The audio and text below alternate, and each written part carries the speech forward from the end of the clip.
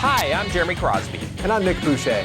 We're your hosts for the program that's all about your city, Talking Fitchburg. Every weekday, we pull together the news, events, and information you need to stay on top of what's happening in the city of Fitchburg. Find Talking Fitchburg on cable TV, Roku, Amazon Fire, Apple TV, and our live stream on the web. Plus, you can find all our headlines and stories on Facebook, YouTube, and our video on-demand service. This is your city. Keep up with Talking Fitchburg and the issues affecting you and your neighbors. Want to know what's happening in your city? Get Notify Me messages from the City of Fitchburg. Visit fitchburgwi.gov on your computer or mobile device and select the big Notify Me button on the left. Enter your email and/or phone number, whichever is best for you to get notifications. Scroll down the list and select all the topics you're interested in to receive email or text messages about. You'll be notified every time one of your topics is updated. Sign up for Notify Me, one more way to keep up with your Fitchburg government.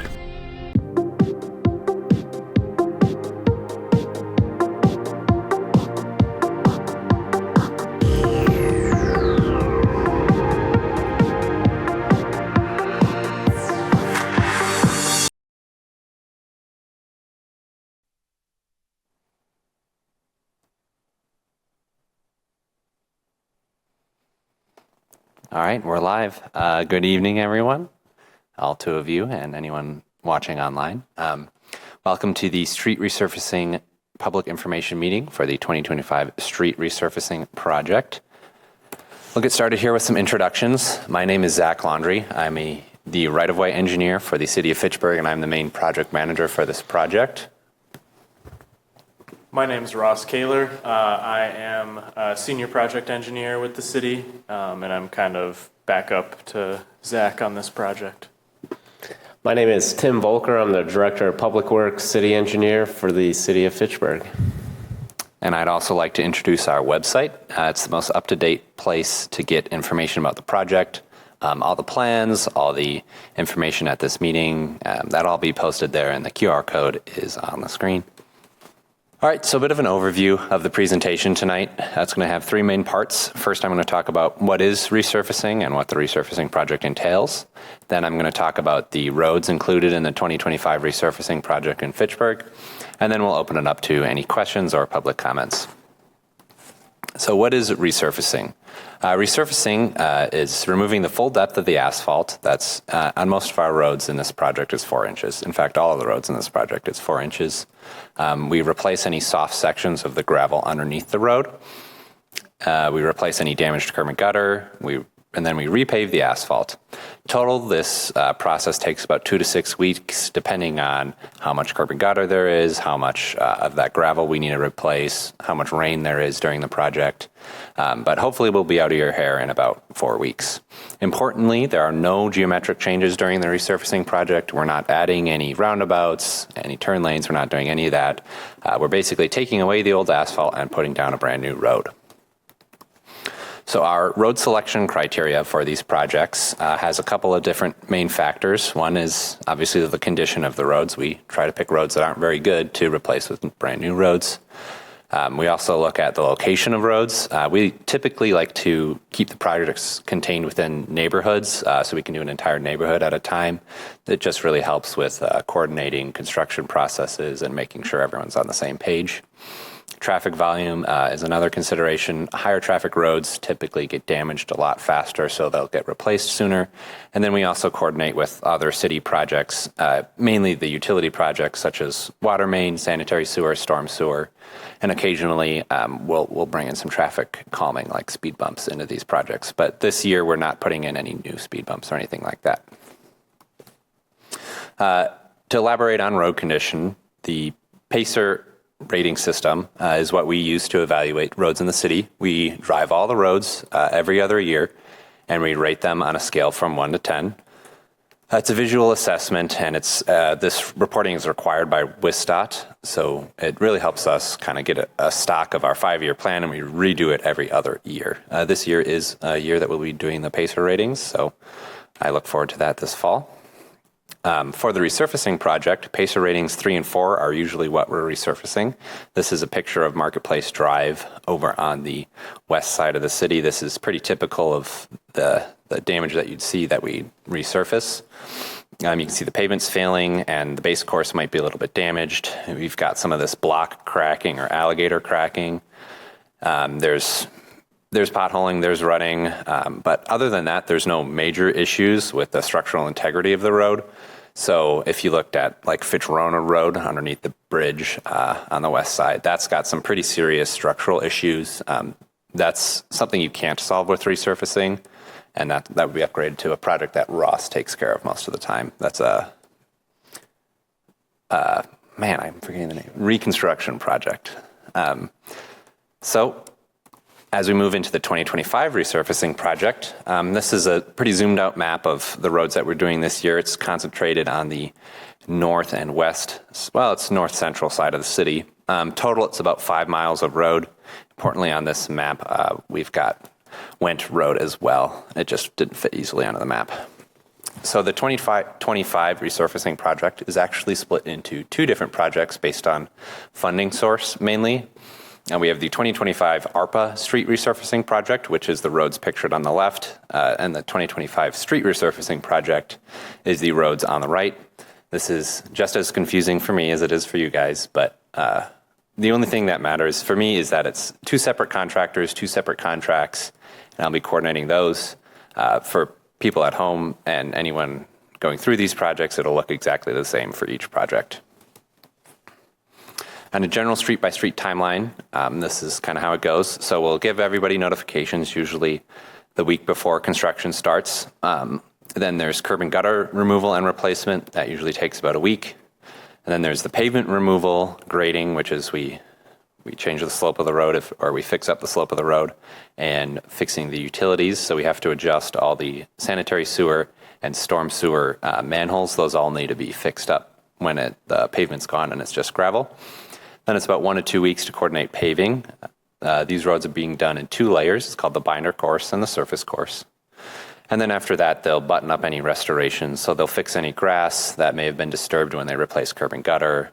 They'll clean everything up. And at that point, they'll also do any pavement marking that needs to be done on the new roads. So the total time with the gravel road is really what matters to most people. Ideally, it's 1 to 2 weeks. I will say all of these timeline dates really do shift with weather. If it rains pretty much at all, it's really hard to do any construction work. So if we get a week or 2 of consistent rain, some of the time that will affect you will get pushed, but we obviously know that happens and we try and get it done as fast as possible. In addition to the street resurfacing work, on a couple select roads, we have utility work that is happening as well before our project. So on Aztec Trail and Sentinel Pass, there is water utility work. You can contact Chelsea for information about that, and more information will be forthcoming. If you live on Crescent Road, we have stormwater and water utility work. You can contact Ben for information about that. But the short story is there is some additional work that will be done before the street resurfacing project, and there might be a bit of a delay between when they backfill the gravel with the utility projects and we come through to pave it with new asphalt. Moving on to the overall project timeline, the contractors are looking to start here in mid-May. We've got, like I said, about 5 miles of road to do, so they don't start it all at once. The work will continue throughout the summer. And we'll be notifying streets, the week before construction begins on that specific street. Our work hours are 7 a.m. to 7 p.m. Monday through Saturday. Most of the time, the contractor does not work until 7, and most of the time they don't work Saturdays, but that is when they are allowed to work. And a city representative will always be working while the contractor is working, so we'll be able to respond to any concerns or any issues that come up in the field immediately. The completion date for these projects is scheduled for September. It is likely that we'll finish before then, at least on the roads that don't have that other utility work. Last year we finished, I believe, mid-July, so hopefully we'll be out of your hair pretty quickly. That concludes the informational part of the presentation. If anybody has any questions or any other comments, feel free to come up and speak into the microphones.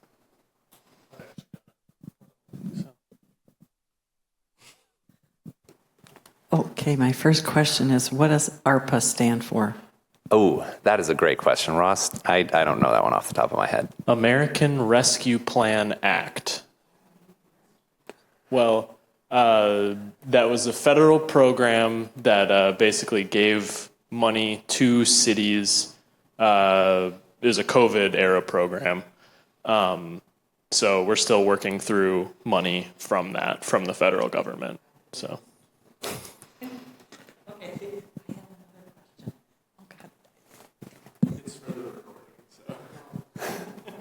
Okay, I live on one of the streets that's going to have the water utility work done, and I'm just curious about that. Yeah. Would you be able to answer any questions here, or would I need to send an email to Chelsea Wilson? I can give it a stab. Let's see what you got. So, first, I feel I need to apologize. I was sent notification that I was supposed to take a picture of that thing in my basement. Oh, yeah. And I still haven't done it, and I'm one of the less than 2% of the people who have neglected to do that. So I'm sure there's a black spot by my name. So sorry, I'll do that this week. But what in the heck are you going to do about that if I have lead pipes? That is a great question for Chelsea. I'm not familiar with our lead pipe replacement program. Do you have any insight, Tim? Yeah, so far the city hasn't found any lead pipes. So, okay. Chances are it's pretty slim. But okay. if for reason there is lead, we would work with you to get that replaced. But yeah, so far to date, I'm pretty sure we haven't found any lead services within the city. Okay. And so you're looking at lead pipes coming into the house or lead pipes inside the house? Both. So it's from the main to the service within the house also. Okay. So we're keeping a database with all that information for the EPA. Okay. All right. That was my biggest question. All right. Thanks. Thank you. No questions. All right. Well, I guess that's it for tonight. Pretty short meeting here. I've got our contact info listed here again. I'll point you again to the website. I'm also going to try out this Notify Me notification process we've got. You can sign up for email or text alerts when I push them out to you guys, and that information will also be linked on the main project page for the street resurfacing project. If nobody's got anything else, thanks for coming, and feel free to give me a call or an email at any time with questions. Thank you.